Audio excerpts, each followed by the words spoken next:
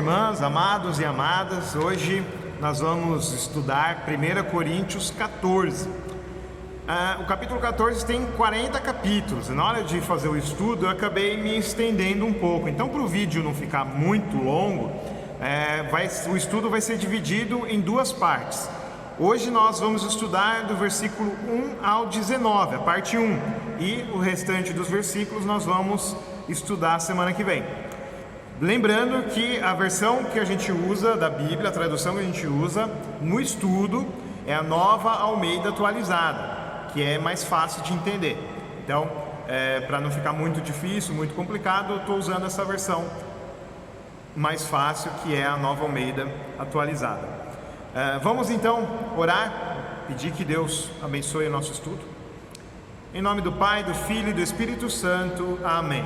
Obrigado, Senhor, pela oportunidade de estudar a Tua Palavra. Peço que o Senhor abençoe a cada um dos que estão ouvindo, para que nós possamos tirar dúvidas e abrir o caminho para entender melhor a Tua Palavra, aquilo que o Senhor tem a dizer para nós. Em nome de Teu Filho Jesus Cristo. Amém. Vamos ler então os versículos 1 a 6. Versículos 1 a 6 que diz assim: sigam o amor e procurem com zelo os dons espirituais, principalmente o de profetizar, pois quem fala em línguas não fala para as pessoas, mas fala para Deus. Ninguém o entende, pois por meio do Espírito fala mistérios, mas o que profetiza fala para as pessoas, edificando, exortando e consolando. O que fala em línguas a si mesmo edifica, mas o que profetiza edifica a igreja.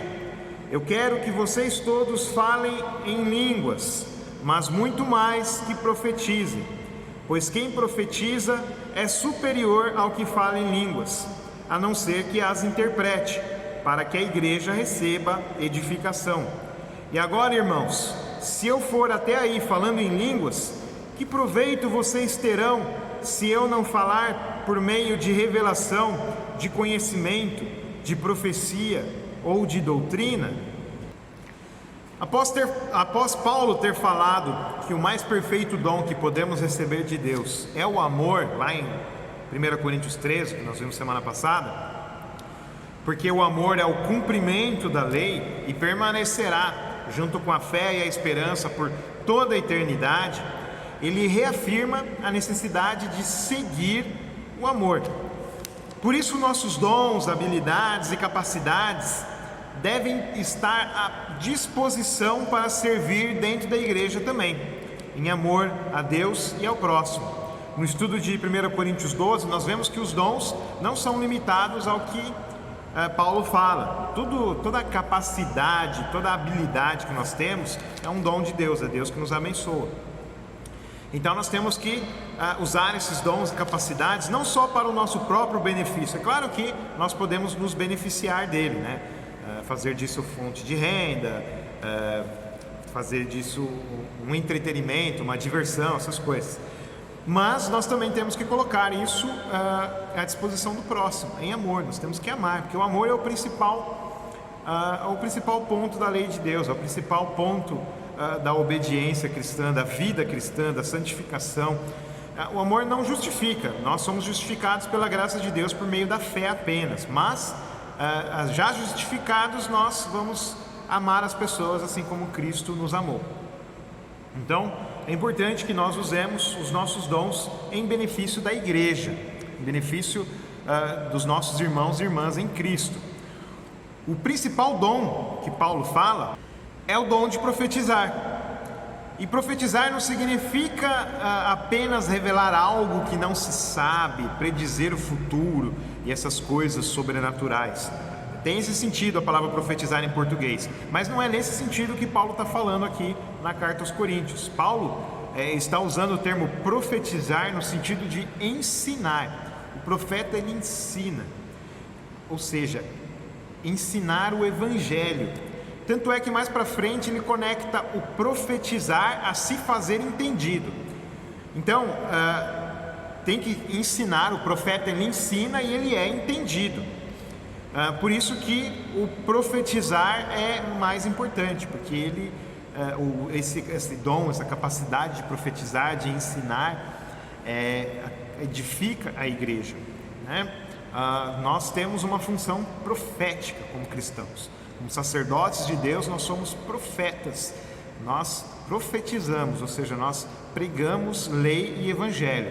Nós condenamos o pecado e oferecemos a graça de Deus e a salvação em Jesus Cristo, o perdão de pecados. Nós somos embaixadores de Cristo para promover o perdão de pecados. Mas nós precisamos denunciar o pecado para que o pecado seja perdoado. Por isso, lei e evangelho.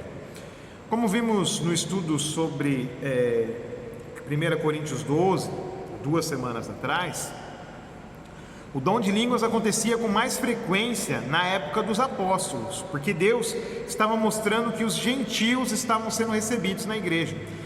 Deus estava mostrando que a graça de Deus, a salvação, não era mais só para os judeus. Nunca foi só para os judeus, né? Mas antes você tinha que aderir aos costumes judaicos para conhecer sobre Deus. E os judeus não pregaram o evangelho, né? Os israelitas, eles não promoveram o conhecimento de Deus pelo mundo, eles guardaram isso só para eles. E na época de Jesus e dos apóstolos, eles continuaram preconceituosos e exclusivistas, né? Só para nós. Eles não propagaram a mensagem da salvação em Deus. E eles não queriam que os gentios se tornassem cristãos. Eles queriam que só os judeus se tornassem cristãos. Então Deus foi lá, confundiu a sabedoria dos sábios hebreus, judeus, e mostrou que Ele salva todo mundo. Fez com que os discípulos de Jesus, que eram judeus, os apóstolos, que eram judeus, falassem em línguas gentias, em línguas gentílicas, para que as pessoas pudessem entender a graça de Deus lá na festa de Pentecostes, mostrando que a salvação não era só para os judeus. Então o dom de línguas, na época, foi uma demonstração sobrenatural para mostrar que a salvação não era só para os judeus, mas as pessoas de todos os povos, culturas e línguas estavam sendo chamadas para serem salvas. Nós vemos isso no caso da igreja de Corinto, em Atos, lá no livro de Atos, capítulo 18, versículos 1 a 11, Lucas narra o começo da igreja lá em Corinto, pela pregação de Paulo. Paulo ficou lá 1 ano e 6 meses pregando e ensinando a palavra de Deus lá em Corinto. E o começo da congregação de Corinto foi entre os judeus, inclusive o líder da sinagoga se converteu. Então os judeus foram os primeiros a se converterem a Cristo. E isso foi desafiador, porque os judeus não aceitavam os gentios como irmãos em Cristo. Acreditavam que os gentios deviam se tornar judeus para serem cristãos. Por isso eles falavam em hebraico no culto, deixando os gentios sem entender nada. Então Paulo vai lá e mostra que é importante que todos entendam. E quem fala numa língua estrangeira, como o hebraico, deve falar na língua do povo. Então, já que vocês foram agraciados com o dom de língua, então use a língua para o povo entender, para o povo de Corinto entender. Não usa o hebraico, usa a língua popular ali, a língua local, provavelmente o grego, né? Porque era uma cidade grega, para as pessoas entenderem. Então é isso que Paulo está falando. Ele está falando para falar na língua do povo. Por isso que quem fala em línguas edifica a si mesmo. Isso não significa que a pessoa vai ser edificada por palavras que ela mesma não entende, como muitos pensam hoje em dia, que falar em línguas é falar palavra que ninguém entende, inclusive a pessoa que fala. Não é isso. Língua é língua estrangeira, a pessoa entende, mas ela fala na língua que ela aprendeu, ou na língua pátria dela, né, o judeu, falando em hebraico, ela edifica a si mesma, ou seja, ela se fortalece na fé, pedindo a Deus as suas coisas na língua dela, ou na língua que ela aprendeu, no dom de língua que ela recebeu de Deus. Mas na oração pública, na oração na frente de todos, a pessoa tem que falar numa língua que todos entendam. Ou se ela não pode falar na língua que todos entendam, ela prefere falar em hebraico, tem dificuldades com o grego, era o caso da sinagoga lá, então chama alguém para interpretar, alguém que interprete, né? Isso também podia ser concedido com um dom. Alguém podia falar na língua, mas ter dificuldades de falar, e alguém interpretar. Então isso podia ser feito de forma sobrenatural. Isso acontece hoje em dia? Nós não negamos que isso aconteça, isso pode acontecer, mas é raro, não é um fenômeno comum, como muita gente acha, né? É um fenômeno raro. As pessoas não saem por aí orando e falando em línguas estrangeiras novas logo. Isso acontece dentro de um contexto, de uma necessidade. Se é necessário acontecer, Deus pode fazer isso. Deus é todo poderoso. Quem somos nós para dizer que Deus não pode, ou que isso acabou e tal? Não, Deus pode fazer, mas isso não é frequente, isso é uma coisa rara. Na época, para Deus mostrar que os gentios estavam sendo aceitos, Deus fez isso com mais frequência, mas hoje em dia isso não é mais tão necessário, mas Deus pode fazer. Então, a pessoa, na oração particular, nós estamos num lugar estrangeiro, nós podemos falar a língua nossa, na oração particular, mas na oração pública as pessoas têm que entender o que nós estamos orando. Então nós temos que orar dentro daquilo que as pessoas entendem.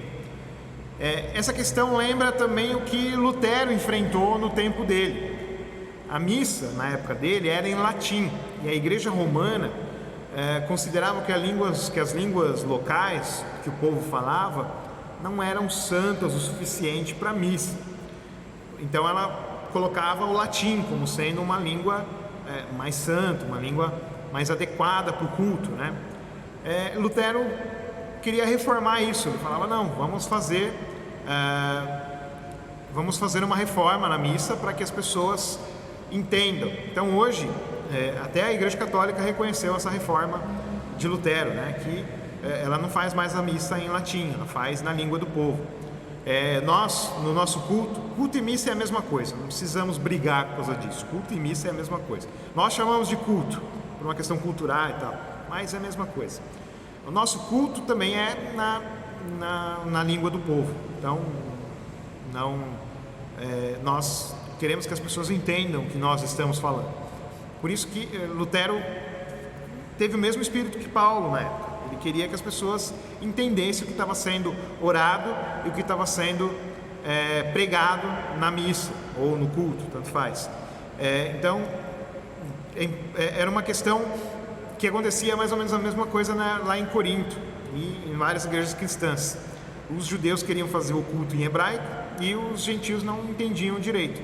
Então, Paulo fala na língua do povo. É isso que Paulo está querendo dizer. Vamos ler então os versículos 7 a 19. Diz assim: é assim com instrumentos inanimados, como a flauta ou a harpa, quando emitem sons. Se não emitirem sons bem distintos, como se poderá reconhecer o que se toca na flauta ou na harpa?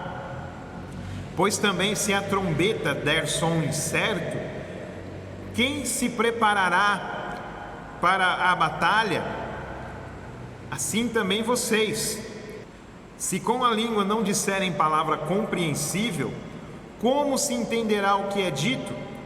Porque vocês estarão como que falando ao vento.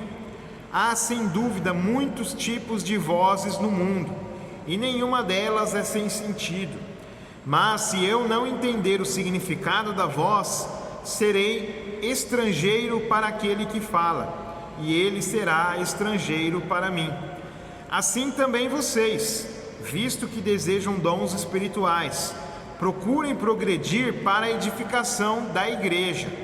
Por isso, quem fala em línguas, ore para que as possa interpretar. Porque se eu orar em línguas, o meu espírito de fato ora, mas a minha mente fica infrutífera.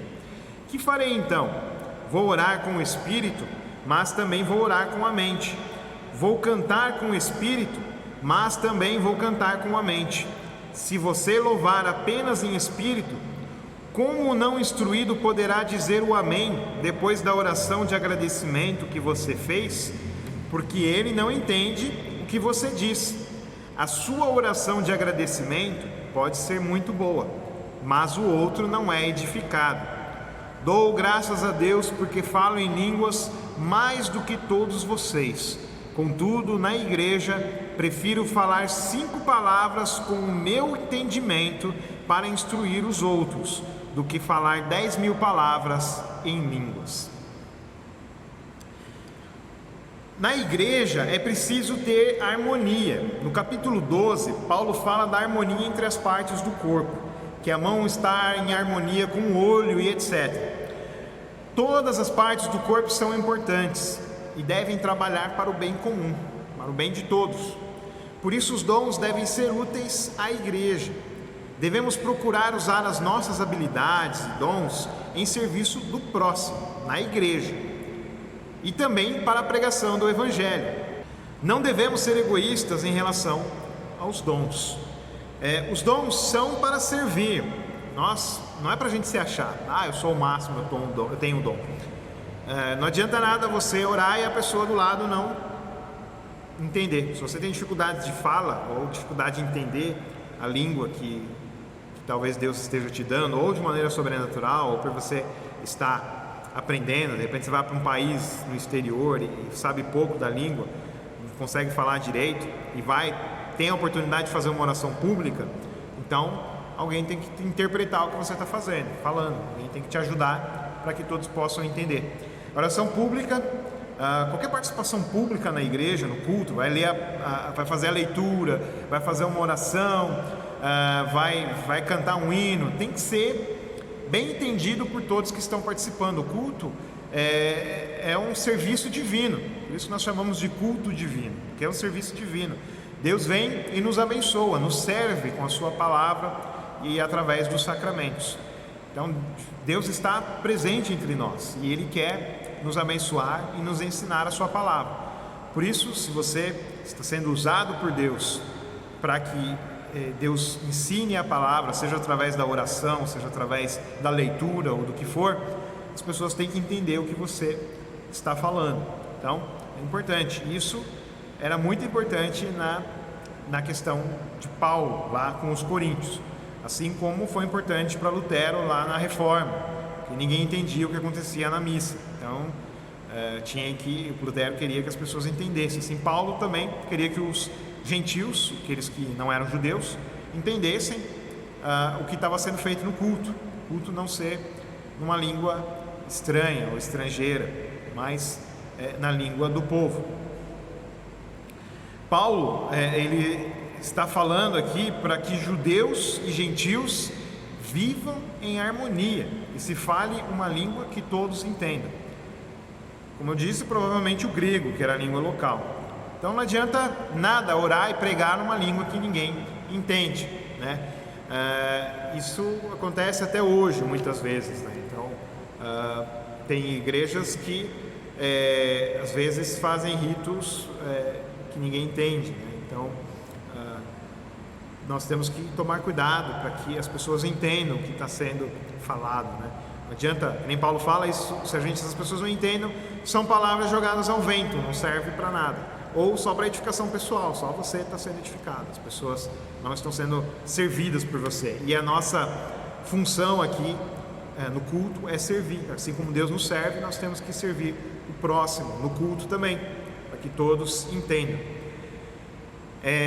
Como foi falado agora há pouco, não se nega que Deus pode fazer a pessoa falar numa língua estrangeira de maneira sobrenatural. Lá em Atos 2 ele fez isso e mostrou para os judeus que ele estava aceitando os gentios de outras línguas também na igreja. Então isso pode acontecer também. Você vai viajar para um lugar, fazer missões de repente e Deus te dá essa capacidade de maneira sobrenatural. A gente não nega que isso possa acontecer. Só não acreditamos que seja frequente. Isso é uma necessidade específica. Paulo compara o orar em línguas com o orar com a mente. A pessoa que está próxima de você não sabe o que você está orando.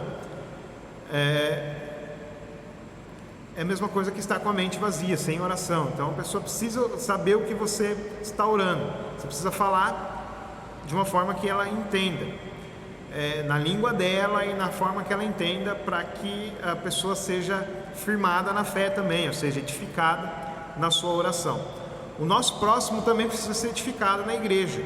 Então, se você vai fazer uma oração na frente de todos, que seja uma oração clara e que todos possam entender. Ou a leitura, às vezes é bom praticar a leitura em casa, para que a leitura seja fluida e todos possam acompanhar. É bom que nós temos as Bíblias também, né? Nós acompanhamos a leitura, então qualquer problema nós estamos entendendo o que está sendo feito. Mas é bom sempre tornar a nossa comunicação mais clara possível. Paulo então conclui que não adianta passar bastante tempo falando coisas que ninguém entende, mas que uma curta conversa, uma curta pregação falada de um jeito em que todos podem entender, vale mais do que discursos longos que ninguém entende. Por isso que nós nas igrejas luteranas confessionais e também em muitas igrejas da cristandade temos o costume de fazer um sermão objetivo, curto, 10 minutos, 15 minutos, 20 minutos, porque não precisamos falar muito para sermos entendidos, nós podemos falar de maneira objetiva para que todos entendam. A nossa intenção é que a comunicação seja o mais claro possível e que prenda a atenção da pessoa que está assistindo o culto. Por isso que os nossos sermões procuram ser objetivos e não tão longos, para que as pessoas entendam e prestem atenção. É uma questão de comunicação que a Bíblia nos orienta também, para que a nossa comunicação seja clara e as pessoas entendam o que está sendo feito. E isso vale não só para a questão das línguas. Hoje em dia nós temos, por exemplo, aquelas pessoas que são mais arrogantes e querem falar muito difícil para se passar por intelectuais e não são entendidos na comunicação. Tem sermão que você pega para ver na internet aí de algumas igrejas que você não entende muito o que eles estão dizendo, porque estão usando muitos termos técnicos, muitos termos teológicos, muitos termos que as pessoas não entendem. Então não está sendo claro. É claro que às vezes isso acontece por uma falta de preparo da pessoa, uma dificuldade de comunicação da pessoa. Não vamos julgar todo mundo como arrogante, mas existe o caso daqueles que são mais arrogantes e querem se mostrar, assim como aqueles que falavam em línguas estrangeiras na época de Paulo lá em Corinto, queriam se mostrar e não queriam edificar a igreja, não queriam servir a igreja. Então tem pessoas também que na hora de pregar a palavra falam muito difícil, só ele entende e a pessoa que está ouvindo a comunicação não entende, por arrogância. Claro, não é todo mundo que é arrogante, não vamos jogar todo mundo no mesmo buraco. Tem pessoas que têm problemas de comunicação, é normal, mas existem essas pessoas que por arrogância falam muito difícil. É o caso daqueles que falavam língua estrangeira lá em Corinto. Então a comunicação ela é muito importante, e é importante que nós sejamos entendidos naquilo que nós falamos em público, para que as pessoas entendam a nossa pregação, a nossa oração e sejam edificadas. Então é isso aí, que Deus abençoe vocês. Esse foi o estudo de hoje. Semana que vem nós vamos estudar a parte 2 do capítulo 14, com temas como a participação das mulheres da igreja. Voltamos também na questão dos dons e da comunicação. Que vocês tenham uma ótima semana. Vamos orar para que Deus te abençoe essa semana. Senhor Deus, te agradecemos pela tua bênção, por podermos ouvir a tua palavra claramente, aprender a tua palavra através da pregação. Que o Senhor nos abençoe para que nós possamos ter cada dia mais gosto e mais interesse pela tua palavra.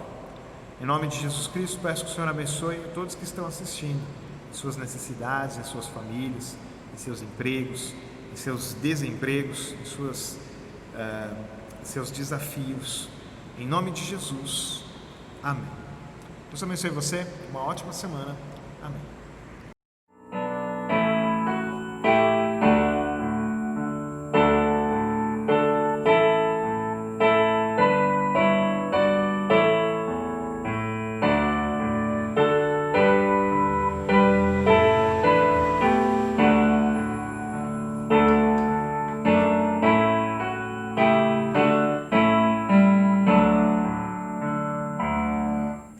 Quando fraco me senti, quando o mundo me oprimi e pesar a minha cruz, crê somente de Jesus. Quer nas trevas, quer na luz, sempre